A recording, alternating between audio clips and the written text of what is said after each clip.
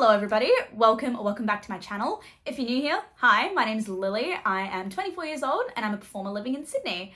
It is almost February, which means it's already time to do our February bullet journals. Yay! I really had a lot of fun setting up this year's February spread. I went for the old reliable Valentine's theme, which to be fair, I haven't actually done a Valentine's theme in a long time, so this was very exciting to bring that all back. And it was super easy, it was super fun. I'm really happy with how it turned out, honestly. So if you're looking for a nice beginner-friendly, cute vibe for February, this is the one for you, I reckon. So without further ado, let's get straight into it. Here she is, our Quirky Cup Collective journal. Now, as I said, it is a Valentine's theme this month, which means a lot of pinks and a lot of reds. So these are the colors that I'm going to be using throughout this spread.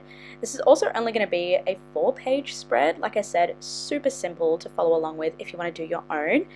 For these first 2 pages, all I'm doing is going in with each of my markers and just layering on a bunch of love hearts all around the page. I started with the title page, as you can see, and I'm going for a real scribbly, messy kind of look, but this was honestly a lesson in trusting the process, because at this point I was definitely thinking, oh my god, what am I doing? But it does all come together in the end, in my opinion, and I was really kind of just going for that cliche, you know, kid scribbling hearts all over their notebook in class kind of vibe for Valentine's Day this year. And I think the more I layered it on and, you know, just didn't care about making it look perfect, the better it looked. And then I went in at the end with the finishing touch of this super bright red color without doing too many of them, and I just love the contrast of that against the pink. I think it looks so fun. And then I went in for the title, and it literally was just like scribbling on the word February across the page. There wasn't too much to it this year. I didn't do any particularly fancy lettering. I did just go in with pencil first to get the spacing right, but other than that, I kind of just went for it and added a little XOXO for a bit more of a Gossip Girl kind of feel, I guess. Now, as we all know, I am very anti-ruler, although I probably could have used one this month, but alas. I just went in on the next page and created some boxes for some goals, habits, and wins for February. And then I still wanted the scribbly hearts on this side, but I wanted to keep the boxes looking nice and schmick, I guess. So I added some washi tape inside the borders, just exactly outlining all of the boxes there, so that way I could just kind of go over them with the textures when I'm filling in the love hearts, and it's not going to get in the way. It's kind of a little life hack that I've never tried out until this year, but honestly I'm so glad I tested it, and I just used a washi tape that I don't particularly care too much about, so I didn't really mind that I've kind of drawn all over it and now have these random pieces that I may or may not be using at some point in the future. And just like before, I went in with all of those love hearts and just made the page look nice and full, which I'm absolutely loving this year. It's messy, it's fun, it's cute, it's girly. I don't know, it's just the vibe for February, I feel, for 2025.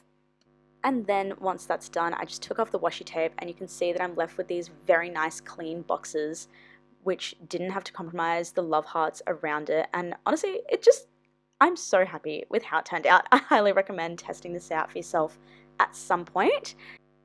Then I decided that I wanted the boxes to kind of pop a little bit more, so all I did was turn it around and highlight every second line with this kind of pinky beige cream sort of color, I guess, just to make them each look like little pieces of notepad paper, which I thought was really fun. I also honestly didn't really have any specific plan with what I wanted for these boxes, other than knowing that I wanted a space for goals, a space for habits, and a space for wins. But I didn't really think about how I actually wanted them set up once they were in the boxes. I just kind of figured, oh well, I'll sort that out when February gets here. And that's what I think bullet journaling is all about, just figuring it out as you go, truly. And of course, one of the laws in Lilyland is that there has to be glitter involved, somehow, in some way. So for a finishing touch for each of these little boxes here, I added some pink glittery washi tape to the top of each one. I like that it looks like it's just kind of holding the note paper up on the page. It's cute. It's like a little, well, I was going to say corkboard, but they're not pins, so it's a board, I guess. I then very nearly went straight in with my brush marker for the titles in each of these boxes, and thank God I didn't, because I have a terrible, terrible history with not knowing how big words are meant to be. So I just went over it first with a pencil and then just erased it afterwards and went over it with my black felt tip marker. What is this? Brush tip marker, that's right. And again, I didn't care too much about how the words looked. I do kind of wish that they were a bit neater and I went with some kind of calligraphy, but again, it just kind of goes with the theme of not being too neat with it and just feeling scribbly and doodly like a regular kid's notebook, I guess. So I'm happy with how it turned out. And now we have arrived at our weekly spreads. Now, this time I tried something that I have never done before, but for this month I put all 4 of the weeks that we have on these 2 pages. So I have 2 weeks per side. And remember how I said I don't like rulers? Yeah, well, I kind of wanted a ruler and I don't currently own one. So I decided to try and go in with the side of this book, and it just super did not work at all. As you're about to see, I'm pretty sure it did more harm than good, but whatever. I was just alternating as well. So each week I am switching between, you can't really see it on camera, but one of them is a light pink highlighter and the other is a more medium pink, I guess, brush tip marker. And I'm highlighting just the top line of each of those weeks. I think I have about 6 or 7 grid spaces in between. And again, I tried my best to get a straight line with the side of this book, but truly, I think I would have done better if I had just turned my book sideways and done my regular freehand. But alas, live, laugh, love, we move on. I am very excited to be trying out this completely new weekly spread because I've never done anything like this. I think this will be interesting because, as you've also probably noticed, I didn't include a monthly layout this time, which I have never ever done before. Through all of my ups and downs with bullet journaling, I've done some things pretty consistently, which is like a title page for the month and, you know, a quote on one side and my monthly layout and then the weeklies. That's kind of been pretty stock standard for me. So this February is a complete deviation from everything I know, which I'm very excited about, honestly. I'm excited to try some new things this year in my bullet journal and see what I like, what isn't great. To be honest, the main reason that I'm doing such a small 4-page spread is just because I'm scared I don't have enough pages in this bullet journal to last me a whole year. Oh, that line is so extremely wonky. Oopsies, ignore that. But yeah, I definitely don't have enough pages in this bullet journal to last me a whole year if I want to do big long spreads like I did in January. And I do want to use like that kind of spread for a lot of months. So I figured if I want to do that, then a couple of months are just going to have to compromise and be very short instead of all of them being medium, if that makes sense. Have a couple short months so that I can also have mostly long months. So that's what February is. And if I enjoy using this layout, I might be using it again later in the future. We'll see. Anyway, now that all the highlighting is done, I'm just going in with my 0.4 felt tip pen and I'm lining the middle of the page, roughly the middle. I actually don't think I counted, but I'm pretty sure I got it bang on, the middle of the page, to divide up the weeks. And then going horizontally down, mostly in a straightish line, sort of, to get each of the days. Again, it doesn't have to be perfect. This is just my bullet journal for me, and I kind of like the messy lines, like I've said many, many times before. And that is exactly the vibe that I was going for this month anyway. It's all about being scribbly and free and not caring too much about everything being perfect, so I think it works. Also, I just realized that I had drawn on my wrist before this video. Please ignore that. I completely forgot about that until right this exact second. Wow. So anyway, even though I said earlier that I was changing up a lot of the things that I have been doing for my regular monthlies in this year's February spread, this one particular thing I have done pretty much every single month since I ever started bullet journaling, which is to outline one page at the start of the month with a nice bright washi tape so that way I can see it when my journal is closed. and I'm absolutely never ever going to stop. No matter how my monthly spreads change, I will always find a way to work that in because I think it's so fun. And honestly, I think I was very clever with it this year because not only is it a fun little outline, but then I also decided to use it to mark what days each of these days are in my weekly spread. So instead of going through and adding Monday, Tuesday, Wednesday, and the days of the week with every single square, all I did was with a Sharpie or whatever kind of marker that is, write down Monday, Tuesday, Wednesday, Thursday, Friday, Saturday, Sunday, all along the red washi tape on the side.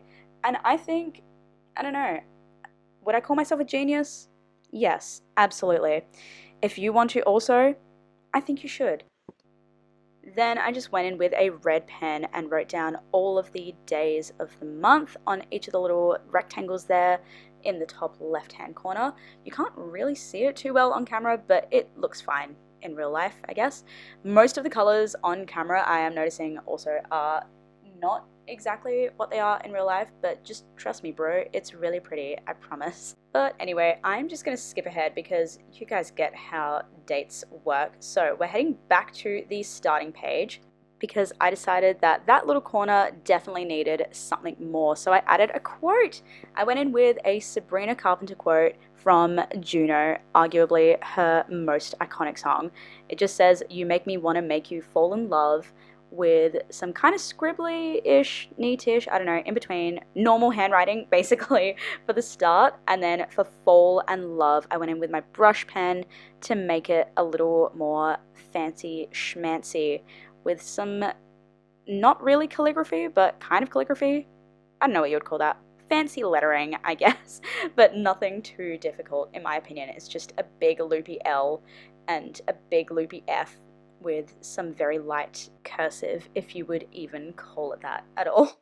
But after that, I then just went in with one final touch of my glittery gold pen where I just went over the titles and decided to just kind of add a couple more hearts around the page.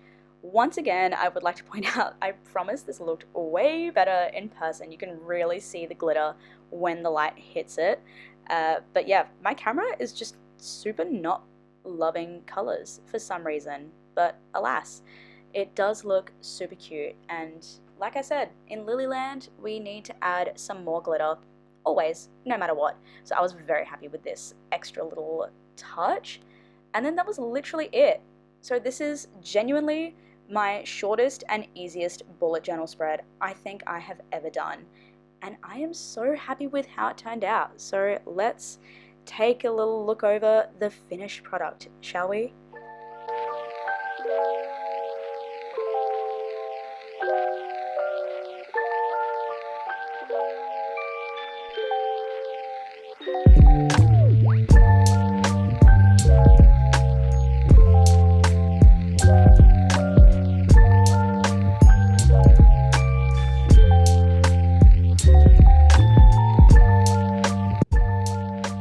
If you guys enjoyed this video and this bullet journal spread, don't forget to leave a like, a comment, subscribe, all that YouTuber stuff, and I will see you all in the next one.